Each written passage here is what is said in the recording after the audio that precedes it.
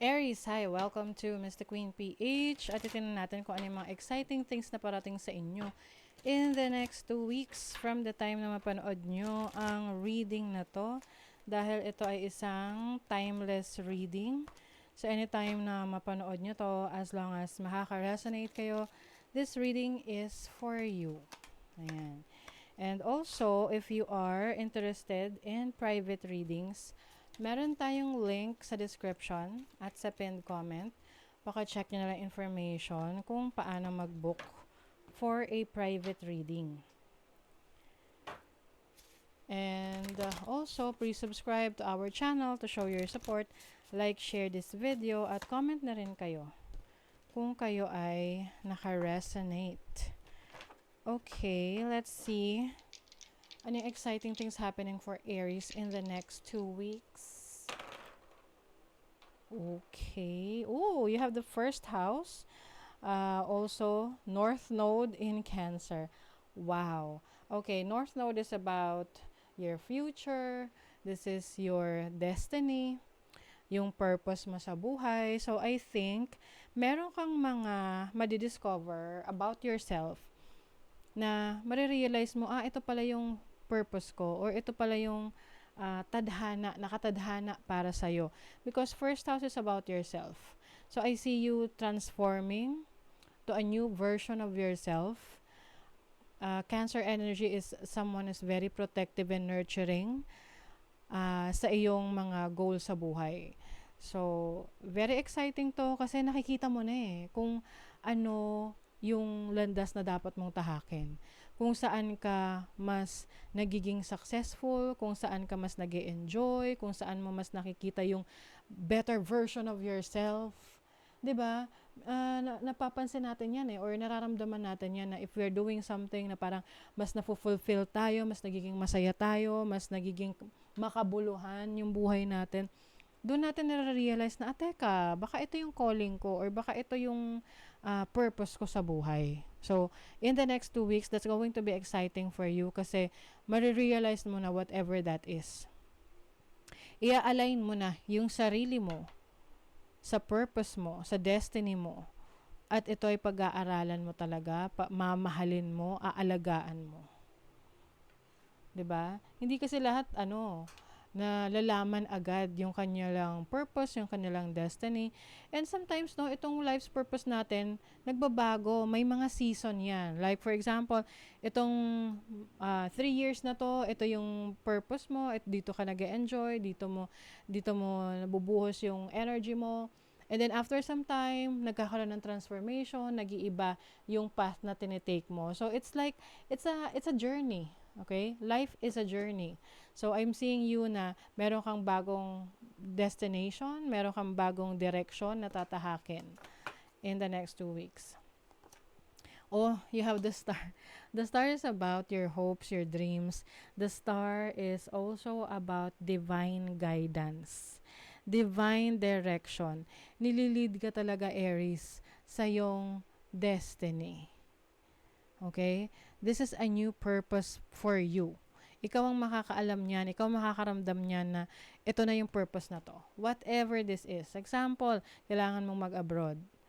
Nararamdaman mo na yun yung doon ka dinadala ng iyong ng tadhana. Kasi paano mo malalaman yan, no? Una naging interesado ka. Pangalawa, may opportunity na dumating. Pangatlo, nagiging madali lang sa'yo na ma-accomplish yun. Kasi kung in alignment yung energies mo sa purpose mo, it's going to be easy na hindi mo kailangang mag-resist.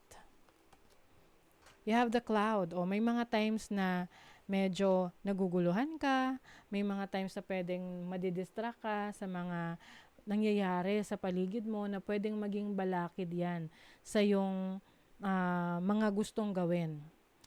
However, itong cloud na to, it also, parang binibigyan ka rin ito ng aral, no? Na maging open ka sa mga bagong opportunities na we have visions, 'di ba? Na minsan na-visualize natin, na imagine natin what we want to be, who we want to be. in the future. 'Di ba?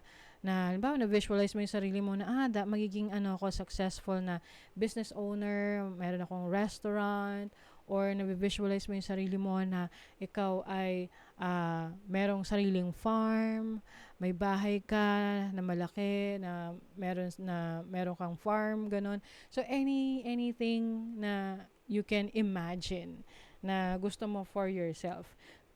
So yun yung gagamitin mo para ma-motivate mo yung sarili mo. 'Di ba?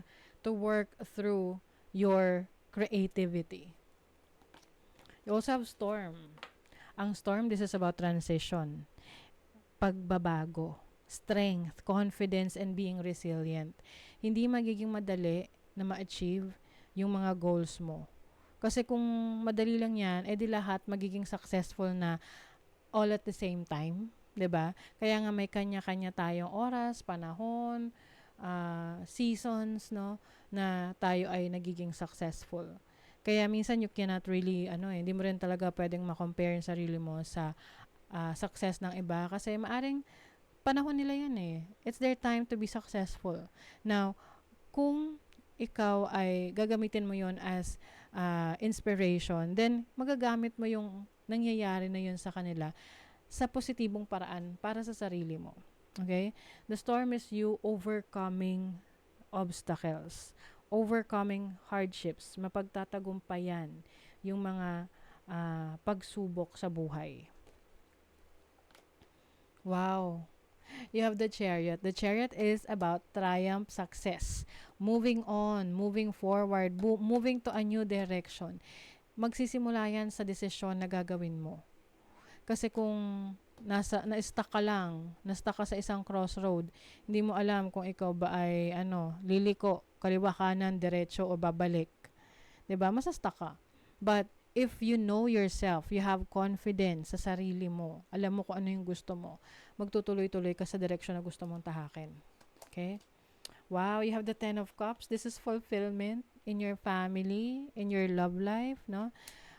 In the next 2 weeks, maaring yung iba sa inyo papasok sa isang very serious relationship, bubuo na kayo ng sarili nyong pamilya, which is very exciting. Speaking of serious relationships, you have the 2 of Cups. This is about commitment. Okay? Yung iba sa inyo, itong commitment na to related sa trabaho, sa business, yung iba naman sa relationship or having your own family. You have the 5 of Cups. I feel like natuto ka na sa mga past mistakes mo. You are now moving forward, moving to a better direction. Na yes, may mga nasayang kang oras, meron kang mga maling naging desisyon, pero tapos na yun eh, 'di ba? Ito na yung panahon para mag-move forward kasi wala ka nang magagawa doon sa mga bagay na nangyari na, natapos na. What you can do is kung ano yung meron ka pa ngayon na pwede mong dalhin sa susunod mong direksyon na pupuntahan. You also have the King of Cups. This is mastering your emotions, mastering your feelings. Meron kang mga desisyon na kailangang gawin in the next 2 weeks na kung saan ibabalance mo yung iyong emosyon versus the practical side and also yung logic. Kasi minsan kung puro isip-isip lang lagi yung pag-iiralan natin, mawawala ng emosyon yung ating desisyon. But it's going to be a mix, a balance of your emotions, practicality, and also your logic. You have gentleman, you have birch rod. Some of you, meron kayong ika-cut off na person sa buhay ninyo. Maaring person that is no longer serving your highest good. Pwede rin tong situation na sa tingin mo hindi na in alignment doon sa mga goals mo. You also have a dog. I think yung iba sa inyo in the next 2 weeks, pwedeng literal, meron kayong magiging pet dog or meron kayong magiging, kukuha kayo ng alaga. Pwedeng mag-a-adopt kayo, no? This can also be your best friend. Maaring merong person sa buhay mo na magsistay na loyal sa'yo, who is going to support you all the way. Sundress, do it for you. Wow. This is confidence sa sarili mo na gagawin mo yung mga bagay hindi para sa iba. Hindi para sa ibang tao, para sa sarili mo to. 'Di ba? Ano man yung actions na gagawin mo moving forward towards your destiny, gagawin mo 'yan para sa sarili mo. Okay? So that is your reading, Aries. Thank you so much. See you again.